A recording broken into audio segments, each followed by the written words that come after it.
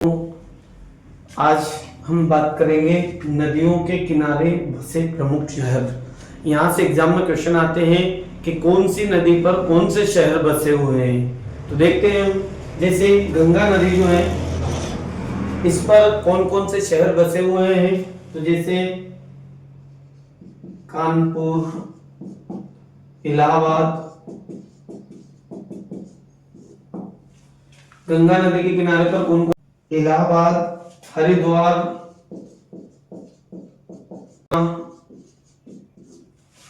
गंगा नदी के किनारे पर कौन कौन से शहर बसे हुए हैं? देखिए कानपुर, इलाहाबाद, हरिद्वार, पटना। ठीक है, तो एग्जाम में क्वेश्चन आ जाते हैं कि कानपुर कौन सी नदी के किनारे पर बसा हुआ है या इलाहाबाद कौन सी नदी के किनारे पर बसा हुआ है, ऐसा आ जाता है। ऐसे तो आपको याद रखना है। यमुना नदी के किनारे पर कौन से बसे हुए? देखिए आगरा, मथुरा,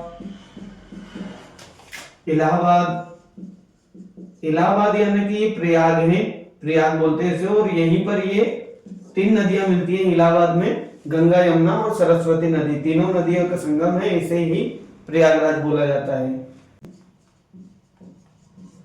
ये यमुना नदी के किनारे पर बसे हुए प्रमुख शहर है। ब्रह्म हुए हैं तो गुवाहाटी और डिब्रूगढ़। ये ब्रह्मपुत्र नदी के किनारे पर बसे हुए शहर है। गुवाहाटी ये असम राज्य में है। सतलज नदी के किनारे पर फिरोजपुर, लुधियाना और फिरोजपुर ये दोनों शहर सतलज नदी के किनारे पर बसे हुए हैं। हैदराबाद जो है ये मूसी नदी के किनारे पर बसा हुआ है। नर्मदा नदी के किनारे पर कौन से बसे हुए हैं? जबलपुर, ओमकारेश्वर,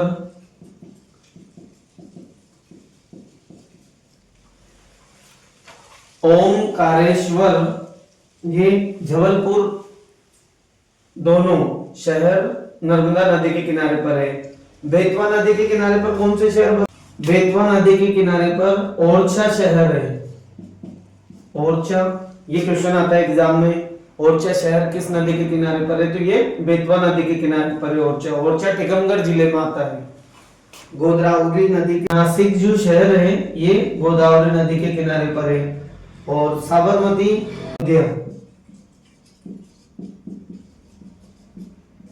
अयोध्या जो है ये साबरमती नदी के किनारे पर बसा हुआ शहर है। ऐसे ही नासिक, गोदावरी। और जैसे एक और है चंबल, तो चंबल जो है ये कोटा शहर बसा हुआ है चंबल नदी के किनारे पर। ये भी बहुत बार एग्जाम में क्वेश्चन आता है। चंबल नदी के किनारे पर कौन सा शहर है? तो कोटा। ठीक है, ये यहाँ पर श्रीनगर, ये भी क्वेश्चन आता है। झेलम नदी के किनारे पर कौन सा शहर है? श्रीनगर, ये जम्मू कश्मीर में है, श्रीनगर। ठीक है, तो ये आपको इस टाइप से याद रखना है कि कौन से शहर कौन सी नदी के किनारे पर है। ये प्रमुख शहर थे जो कि एग्जाम में पूछे जाते हैं, तो इसको आप याद रखिए।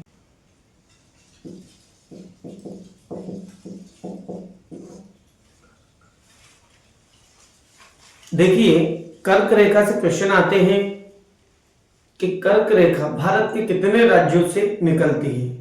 यहां से क्वेश्चन पूछे जाते हैं। तो देखिए इसकी ट्रिक है, मित्र पर गमछा झार।